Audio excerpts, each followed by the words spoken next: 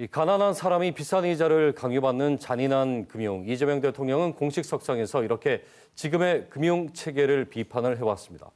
기존 제도권 금융에 접근이 어려운 이른바 금융 소외계층을 위한 포용 금융 확대를 위해서 지난주 금융위원회가 제1차 포용적 금융 대전환 회의를 열었습니다. 부산대 경제학부 김현석 교수와 함께 관련 내용 자세히 들여다보겠습니다. 예, 교수님 어서 오십시오. 안녕하십니까. 자, 포용금융 이번 정부의 핵심 금융 정책으로 꼽히고 있는데 우리가 기존에 이제 서민금융이라는 말을 많이 쓰지 않았습니까? 정확히 어떤 차이가 좀 있는 겁니까? 기존의 서민금융 같은 경우에 주로 저소득, 저신용층 대상으로 해가지고 개별 상품 중심의 어떤 지원에 치중했다라고 볼 수 있습니다. 예. 반면에 이제 이번에 제시된 이제 포용금융 같은 경우에는 이를 넘어서서 금융체제 전반적인 어떤 구조적 전환을 의미한다 볼 수 있습니다. 예. 특히 포용금융 같은 경우에는 금융 이용 기회가 제한된 취약계층들에게 동등한 기회를 제공하고 그리고 이제 제도권 금융에서 이탈한 분들이 다시 금융의 울타리 안으로 돌아올 수 있도록 하는 보다 포괄적인 개념이라 보시면 되겠습니다. 사실은 이 정도의 시도는 우리나라 금융에서도 쉽게 보기 힘든 부분이었죠. 예. 결국은 금융권에서 소외된 분들을 안고 가겠다. 그런 부분에서 차별이 없게끔 하겠다는 사실 금융의 일반적인 상식과는 다소 배치된 부분도 없잖아 있습니다. 신용도라는 것이 있기 때문에. 그런데 IMF 외환 위기에 이런 개념들이 늘 쓰여왔는데 그러면 금융 소외 계층이라는 그 계층을 정확히 어떻게 이제 나누느냐에 문제가 있어요. 예. 이번에 이제 정의되고 있는 금융 소외 계층은 일반적으로 이제 신용 등급이 낮거나 혹은 이제 이런 낮은 신용 등급으로 인해 가지고 제도권 금융기관에서 대출이 어려운 분들을 이제 의미하는 걸로 정의가 되어 왔는데요. 이러한 분들은 대개 소득이 낮거나 없는 저소득자이기도 하지만은 시중은행 대신에 이제 제2재산금융권을 사용해야 되는 예. 고금리 대출에 의존하게 되어 있어서 경제적 가용성이 낮은 어떤 이중적 위험에 처해 가지고 있는 그런 분들이라고 보면 되겠습니다. 그렇죠. 또한 이게 이제 실질적으로는 빈곤층임에도 불구하고 이제 수급자 선정에 탈락되어서 예. 사실상 의료비나 주거비 등 갑작스러운 어떤 지출이 발생했을 때 네네. 여기에 빈곤의 늪으로 이제 추락할 가능성이 높은 분들도 이제 포함하는 좀 포괄적 개념으로 확대되었다 이렇게 보시면 되겠습니다. 저신용자 그리고 우리가 소위 얘기하는 취약계층 안에서도 또 단계가 있지 않습니까? 말씀하신 대로 상품의 수혜에 벗어나 있는 분들이라든지 이제 사각지대인 분들 이런 분들까지 좀 더 확대해가지고 면밀히 좀 들여다보겠다는 정책으로 이해하면 될까요? 예, 맞습니다. 그렇게 보시면 되겠습니다. 지금 주류금융권에서 오히려 이제 소외되는 구조인데 결국은 정부가 우리가 이 사람들을 안고 가서 생활 이 경제의 안정을 이룩하겠다 이렇게 이해를 하면 되겠습니까? 맞습니다. 좀 보충 설명해 주시죠. 예. 금융 같은 경우에는 이제 현대 사회에서 이제 어떤 정상적인 경제 활동을 하기 위해서는 사실상 필수적인 권리이고 또 이제 어찌 보면 기본적인 수단입니다. 가장 베이직한 수단인데 이러한 경제 환경에서 금융 소외가 심화가 되면은 우리가 우려하고 있는 양극화가 더 가중화되고 그리고 이제 이런 경제의 안정성을 해칠 우려가 굉장히 큽니다. 그리고 더 나아가서 궁극적으로 이제 우리 경제의 어떤 지속 가능한 성장 이 부분을 약화시키는 악순환으로 이어질 우려가 있다라는 문제가 있습니다. 사실은 이제 주류 금융권에서 이분들이 소외가 되는 부분은 좀 역설적이긴 합니다만 모든 금융에서의 가장 기본적인 이 원리기도 하죠. 신용도가 높은 사람에게 좀 더 이제 주류 금융권의 이용권을 더 확보를 해준다든지 이런 구조적인 거를 아예 바꿔보겠다라는. 맞습니다. 그렇게 이해하십니다. 상당히 이제 혁신적이고 큰 변혁으로 느껴지기도 합니다. 일주일 전에 금융위가 포용적 금융대전환 1차 회의를 했고요. 이제 앞으로 뭐 회의가 계속 이제 본격화될 텐데 맞춤형 대출.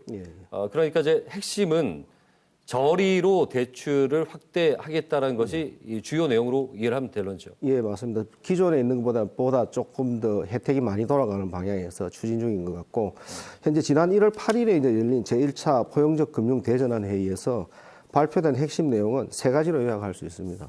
첫 번째가 이제 금융 접근성 제고 및 금융 비용 부담을 줄이겠다. 그리고 이제 신속한 재기를 지원하겠다. 그리고 금융 안정망 강화라는 어떤 3대 과제를 이제 제시하고 있습니다. 그 중에서 이제 그 금융 접근성 제고 및 금융 비용 부담 완화 같은 경우에는 햇살론이나 정책 금융 상품의 금리를 인하하고 청년 및 취약계층에 대한 낮은 금리의 정책 서민금융 제공과 이를 위한 출연금이 조정되는 구조를 마련하는 걸 목표로 하고 있다고 보시면 되겠습니다. 그리고 두 번째 이제 신속 재기 지원 같은 경우에는 연체자가 신속하게 재기 지원을 위해서 장기 그리고 과잉 추심 관행을 근절하고자 하는 겁니다. 그래서 이를 위해서는 금융권 자체 채무 조정을 활성화하는 게 예. 우선 제기되고 있고요. 그리고 소멸 시효의 어떤 기계적 연장 및 반복해가지고 매각되는 어떤 관행을 없애기 위해서 정부가 향후 2차 회의에서는 보다 금융권 연체 채권 관리 개선 방안 등을 갖다가 논의할 예정입니다. 그렇군요. 예. 그리고 이제 마지막으로 금융 안정망 강화를 위해 가지고는 불법 사금융을 차단하고 범죄 유인을 억제하는 것을 목표로 한다 이렇게 보시면 되겠습니다. 예. 그래서 지난해 2025년 12월에 불법 사금융 근절 대책을 발표했습니다. 그래서 이를 갖다가 통해서 우리 이제 이행 상황 등을 점검하고 또 개선 사항을 지속적으로 수정해 나갈 예정으로 지금 보고가 되어 있습니다. 그 일부에서는 이제 저신용자 분들 또 취약계층 분들이 빨리 이제 빚을 갚아야 네. 이제 시진용도 회복하고 보다 나은 삶을 살 수 있도록 하자는 건데, 근데 이제 문제 역시나 이제 재원입니다. 예, 맞습니다. 정확히 재원이 어느 정도로 지금 책정이 되는지 모르겠는데 10수조 이상이 들어가는 걸로 예, 예. 알고 있습니다. 이게 과연 타당한 것인가? 시장 경제 원리에서 자본주의 하에서 예. 선뜻 이해를 못하겠다라는 분들도 분명히 있어요. 이거 나라가 이제 구제를 다 하려고 한다는 것 자체에 대해서 여기는 어떻게 좀 보십니까? 지금 이제 정부가 이제 어떤 강력한 어떤 상생 금융의 어떤 의지로 이제 지금 이 제안이 된 내용인데요. 상대적으로 어떤 높은 신용자가 저신용자보다 더 높은 금리를 지불해야 되는 어떤 문제가 있습니다. 이게 이제 예. 저금리의 역전 현상이다라고 그냥 네, 정리할 수 네. 있고요. 그러니까 이거는 자세히 들여다보면은 성실한 채무 상환자에게 오히려 역차별 논란이 제기될 수 있는 부분이 있다라는 게 하나가 있고요. 예. 그다음 또 제기되는 두 번째 문제가 현재 보면 국가 재원이 투입되는 대규모 자원이 채무자의 어떤 도덕적 해이를 유발할 수 있다는 우려도 예. 동시에 존재합니다. 어. 하지만 이제 한편으로는 이러한 어떤 그 정책 방향이 금융 취약계층이 장기 연체나 고강도 추심으로부터 발생하는 어떤 그 어려움을 갖다가 벗어나게끔 해주고 네. 그걸 통해 가지고 생산적 경제 주체로 복귀시키기 위한 투자라는 시각도 있습니다. 그래서 예, 이게 예. 아마 장점과 단점을 양쪽이 다 가지고 있는 게 기대되는 긍정적인 측면하고 예. 우려되는 부정적인 측면이 동시에 존재하는 정부 정책에서 기존의 정부 정책들과 마찬가지라고 봅니다. 말씀하신 대로 기존의 이제 신용회복위원회라든지 네. 그러니까 회생이나 이제 파산 절차 과정에서 좀 더 재기를 할 수 있게끔 하는 국가적 장치들이 있지 않았습니까? 예, 맞습니다. 상품들도 여러 가지가 있는데 이런 것들과 이제 중복되고 충돌될 그런 우려 지점은 없습니까? 현재 볼 때 이제 중복되는 부분이 있을 수 있고요. 그다음에 우려되는 부분이 앞서 제기한 이제 그 지금 도덕적 해이 문제라든지 예, 그다음에 이제 예. 금리 역전 문제라든지 이런 게 이제 가장 대표적으로 악용을 하는 예. 분들이 있죠. 내가 예. 덜 하지 않아도 맞습니다. 예. 나라에서 이제 금리를 완화시켜 준다라는 부분에서 맞습니다. 예. 그게 가장 우려되는 예. 부분입니다. 근데 이제 금융에서 기본적인 금융이 이제 인간의 가장 기본적인 권리다. 이걸 교과서적으로 철학적으로 이제 풀어낸 것이 그라민뱅크 예, 예. 1970년대였죠. 예, 방글라데시에. 예. 이게 이제 법적인 독립은행까지도 갔어요. 예, 예. 이런 부분도 좀 극단적일 수 있습니다만. 예, 예. 사례로 적합할까요? 예, 이게 저 담보가 없는 어떤 빈곤층에게 신뢰를 기반으로 해서 이제 대출을 해준 대표적인 어떤 사례입니다. 근데 예. 여기에서 우리가 놀라웠던 거는 그 95% 이상의 어떤 상환율을 보였다라는 겁니다. 이게 어. 그걸로 인해 가지고 이제 뭐 여러 가지 이제 우리가 관심을 갖게 됐는데 2006년도 이제 이걸로 인해서 노벨 평화상을 수상하게 됐고 예, 예.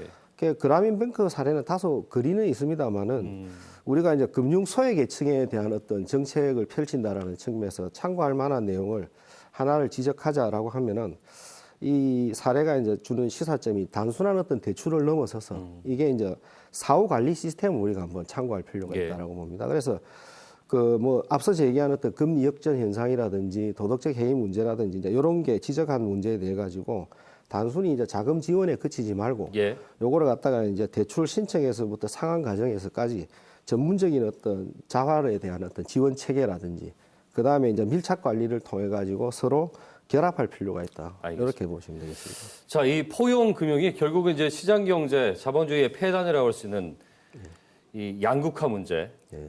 그리고 우리나라 인구도 뭐 지역 같은 경우에 계속 줄고 있는데 이런 저성장 문제를 해결할 수 있는 예. 단초가 될 수 있다고 보시는지 짧게 마지막 정리해 주시죠. 개인적인 견해는 이제 정부는 이제 포용 금융이 양극화 개선, 그 다음에 궁극적으로 경제 활성화 이제 이런 데 대해 가지고 굉장히 동력이 될 거다라는 이제 기대를 하고 있습니다. 예, 그래서 저도 이제 보는 관점이 현재 이제 5대 금융 지주가 2030년까지 약 한 70조 원 대규모의 자금을 이제 투자해 가지고 지금 저신용자에 대한 어떤 이자 부담을 완화해주고 그다음에 경제적 재기를 이제 돕는다면 예. 사실은 경제 활력을 높이는 수단이 될 수 있을 거라고 봅니다. 예. 단지 이제 금융시장의 어떤 원리하고 충돌하는 문제라든지 네네. 그다음에 이제 금리 왜곡 현상 알겠습니다. 그다음에 체계적 지원을 어떻게 조화롭게 해결하기 위한 제도가 이제 되겠느냐. 이제 이 부분이 이제 정책의 장기적인 알겠습니다. 성패를 결정할 겁니다. 가장 기본적인 원리와 네. 이 부딪히는 부분에 대한 해결인 것 같습니다. 맞습니다. 예.